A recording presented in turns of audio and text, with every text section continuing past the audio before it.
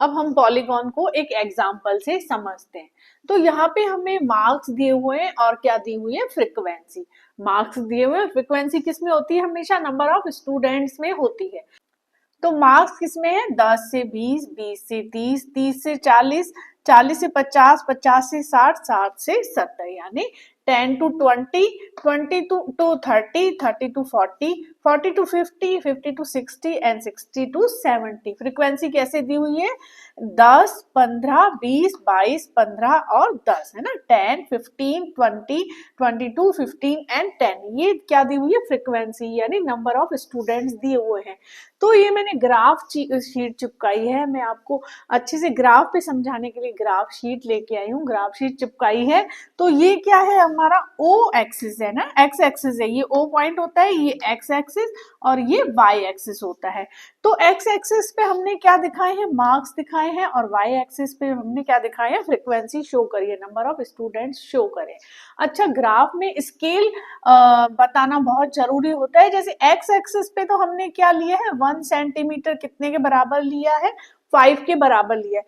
अब आप अगर ध्यान से देखेंगे ग्राफ को, तो मैंने 2 ब्लॉक के बाद 10 नंबर डाला है, यानी एक ब्लॉक कितना है, 5 नंबर का है ना। और यहाँ फ्रीक्वेंसी हमने कहाँ ली है, वाई एक्सिस पे। तो वाई एक्सिस पे हमने क्या स्केल लिया है, 1 सेंटीमीटर इक्वल टू 1, ठीक है ना, ये 1 2 3 4 5, ठीक है ना, 5 ब्लॉक के बाद मैंने 5 लिखा है। तो यहाँ पे स्केल हमने क्या दिया है, एक्स एक्सिस पे तो 1 सेंटीमीटर को किसके बराबर माना है, 5 के बराबर, 5 मार्क्स के बराबर माना है। और वाई एक्सिस पे 1 सेंटीमीटर को किसको के बराबर माना है, 1 स्टूडेंट के बराबर माना है। तो यहाँ पे आप ये भी लिख सकते हैं, एक्स पर 1 सेंटीमीटर इक्वल टू 5 मार्क्स और वाई पर 1 सेंटीमीटर इक्वल टू 1 स्टूडेंट, ठीक है ना। ये स्केल है, स्केल देना जरूरी होता है। अब हम आते हैं क्वेश्चन पे, है ना। तो पॉलीगॉन हमको बनाना है, फर्स्ट मेथड कौन सा है, हिस्टोग्राम बनाकर। तो सबसे पहले हम हिस्टोग्राम बनाएंगे। फर्स्ट ग्रुप क्या है, 10 to 20, इसके फ्रीक्वेंसी क्या है, 10। तो ये हमारे पास 10 का वो पॉइंट आ गया, 10 to 20 और 10, ये है ना, रेक्टेंगल ड्रॉ करेंगे, फर्स्ट रेक्टेंगल, ये 10 to 20 का रेक्टेंगल है, ठीक है। अच्छा, अब दूसरा क्या है, 20 to 30, इसकी कितनी है, 15। तो ये कहाँ आ जाएगा, 15 मार्क्स पर, इसका भी ये रेक्टेंगल ड्रॉ कर देंगे। हिस्टोग्राम बनाना हम सीख चुके हैं पिछले लेक्चर में, तो पहले हम क्या बना लेंगे, हिस्टोग्राम बना लेंगे। मैं एक एक का हिस्टोग्राम वो रेक्टेंगल बना के आपको बता रही हूँ। फिर क्या है, 30 to 40, 30 to 40 की कितनी है, 20, 20 का पॉइंट कहाँ है, यहाँ पे। तो ये 20 का रेक्टेंगल हमने बना दिया,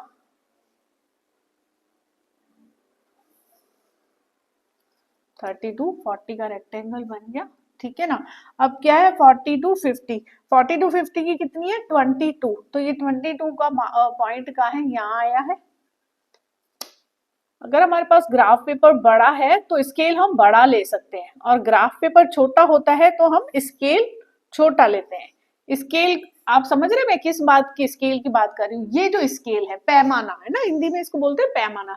अगर हमारे पास ग्राफ शीट बड़ी है तो हम क्या है, ज्यादा ज्यादा ब्लॉक्स ले सकते हैं, ठीक है ना, उससे क्या क्वेश्चन करना आसान हो जाता है।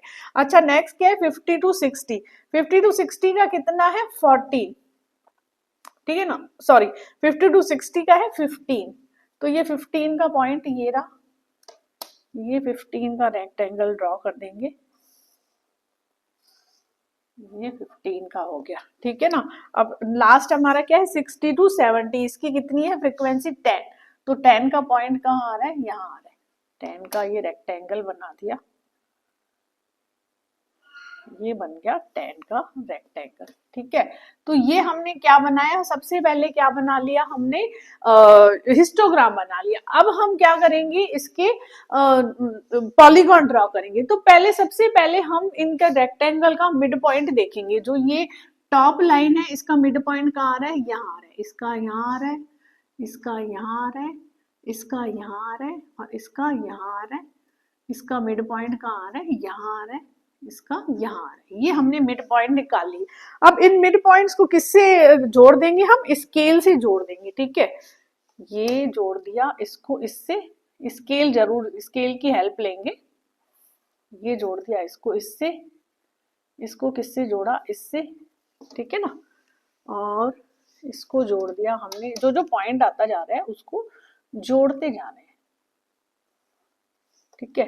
अब ये जोड़ा इधर से, ये पॉइंट जोड़ेंगे, ठीक है ना, समझ में आ रहा है ना। ये पॉइंट, मिड पॉइंट देख लिया हमने, फिर मिड पॉइंट को आपस में स्केल से जोड़ देंगे, ठीक है। ये बन गया हमारा पॉलीगॉन। लेकिन एक चीज और क्या है, जो हमारे ये जो किनारे हैं, दोनों एजेस हैं, इसको किससे मिला देंगे हम, बेस लाइन से मिला देंगे। इसको किससे मिलाएंगे, बेस लाइन से मिला देंगे। तो ये हमने बेस लाइन से इसको मिला दिया, नीचे इसको बेस लाइन तक ले जाएंगे, ओ पॉइंट तक ले जाएंगे, ठीक है। ये लो, और इसको भी हम नीचे बेस लाइन से मिला देंगे,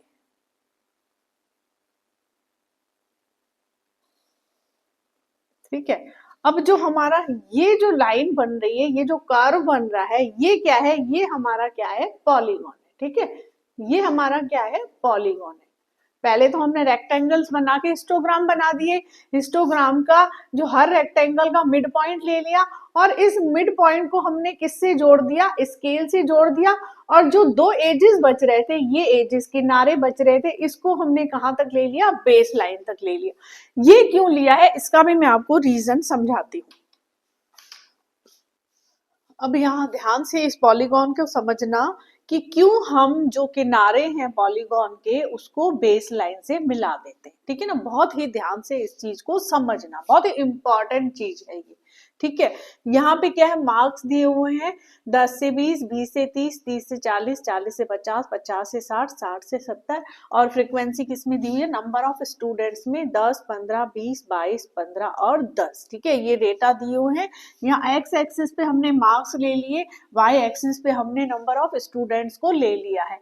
स्केल क्या लिया है, एक्स एक्सिस पे मैंने 1 सेंटीमीटर किसके इक्वल लिया है, 5 मार्क्स के इक्वल लिया है, और वाई में मैंने 1 सेंटीमीटर किसके बराबर लिया, 1 स्टूडेंट के बराबर लिया। ये स्केल ग्राफ पे लिखना बहुत ही जरूरी होता है।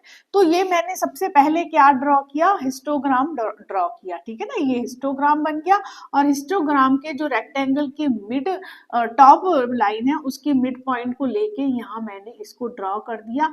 ये हमारा क्या बना है, पॉलीगॉन बना है। अब ध्यान से समझना, कौन सा एरिया छूट रहा है और कौन सा एरिया इसके अंदर आ रहा है, ठीक है ना। अच्छा, तो जो ये हम जब लाइन ड्रॉ कर रहे हैं, यहाँ से हमने ये लाइन ड्रॉ करी, तो ये एरिया क्या आ गया, अंदर आ गया, ठीक है ना। अंदर आने वाले एरिया को मैं क्या कर रही हूँ, ग्रीन से कर रही हूँ, और जो छूट रहा है उसको मैं किससे कर रही हूँ, रेड से कर रही हूँ। क्योंकि आप देख रहे होंगे ये जो रेक्टेंगल बना है, इसके लाइन के बाहर का एरिया क्या हो रहा है, इस एरिया से छूट रहा है, ठीक है ना। तो छूटने वाले एरिया को मैं क्या कर रही हूँ, रेड उससे कर रही हूँ। तो आपको समझ में आ जाएगा कौन सा एरिया छूट रहा है और कौन सा एरिया अंदर आ रहा है, ठीक है। दूसरा स्केच ले लेती हूँ, रेड कलर, ये रेड कलर का मैंने दूसरा स्केच। अच्छा, अब हमने यहां से जब यहां तक लाइन ड्रॉ करी, तो ये एरिया क्या है, अंदर आ रहा है, ठीक है ना, अंदर आ रहा है ये एरिया।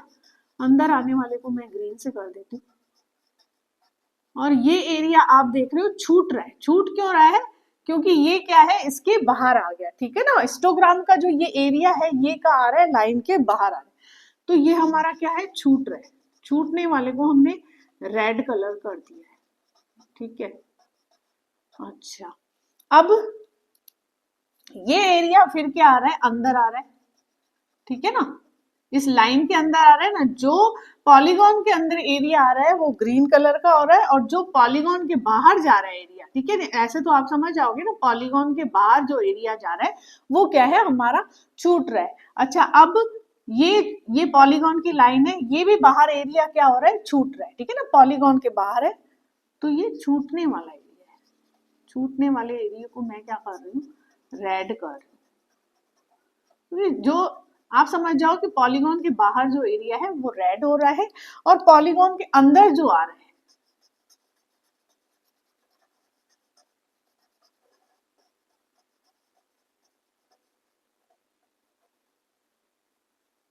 ये एरिया क्या है, अंदर आ रहा है ये, ठीक है ना। हिस्टोग्राम के बाहर का एरिया छूट रहा है और पॉलीगॉन के क्या आ रहा है, अंदर आ रहा है, ठीक है।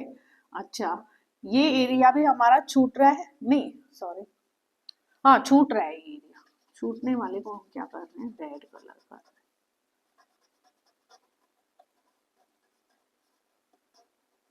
और अंदर आने वाले एरिया को हम क्या कर रहे हैं, ग्रीन कलर कर रहे हैं,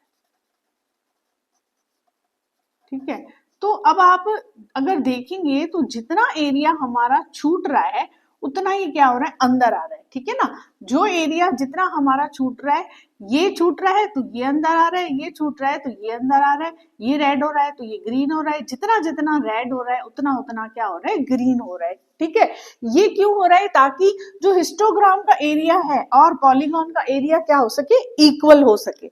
अच्छा, अब हम इसको भी इससे मिलाएंगे, बेस लाइन से मिलाएंगे। मतलब हमारा क्लास इंटरवल कितना है, 10-10 का है, तो 10 का वो लेके वहां तक बेस लाइन खींच लेंगे, ठीक है। ये बेस लाइन यहाँ तक, बेस लाइन तक इसको ले लेंगे। जो हमारे किनारे हो रहे हैं ये 70 से 80 तक ले लिया, इसको भी हमने क्या कर लिया, यहाँ तक कर लिया, ताकि जो रेक्टेंगल और इसका हिस्टोग्राम का एरिया और इसका एरिया इक्वल हो सके। अब यहाँ पे भी आप देखेंगे जो एरिया छूट रहा है, ठीक है ना, कौन सा एरिया छूट रहा है, पॉलीगॉन के बाहर वाला, उसको हमने रेड कर लिया।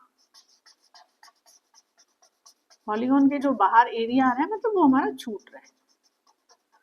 अच्छा, और जो पॉलीगॉन के अंदर आ रहा है वो हमारा एरिया आ रहा है। तो अब आप देखेंगे ये एरिया जो छूट रहा है और जो अंदर आ रहा है वो दोनों इक्वल है, ठीक है ना। इसलिए मैंने आपको कलर से समझाया है। अब इधर भी जो छूट रहा है, मतलब पॉलीगॉन के बाहर जो एरिया है वो हमारा छूट रहा है, उसको मैंने रेड कलर कर दिया।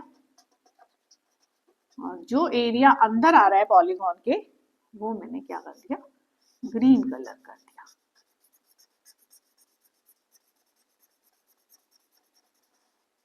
ठीक है, तो ये ग्रीन वाला जो एरिया है वो अंदर आ रहा है और जो रेड वाला एरिया है वो छूट रहा है। तो मतलब कहने का मतलब जितना एरिया हम ले रहे हैं उतना ही एरिया हम क्या कर रहे हैं, छोड़ रहे हैं। तो इससे क्या प्रूफ होता है, प्रूफ क्या करना है हमको, कि जो एरिया पॉलीगॉन का एरिया और area of polygon equal to area of histogram, ठीक है ना। इसको इक्वल करने के लिए हमने क्या कर लिया, इनकी जो एजेस है उसको बेस लाइन तक मिला दिया। ध्यान से देख लीजिए इसको, ध्यान से देखिए कितना सुंदर डायग्राम बना है। जो रेड एरिया है वो लेफ्ट ओवर एरिया है और जो ग्रीन एरिया है वो एरिया टेकन एरिया, ठीक है, जो पॉलीगॉन में लिया गया। कुछ भी नहीं समझ में आए तो कमेंट बॉक्स में जाकर आप मुझसे पूछ सकते हैं।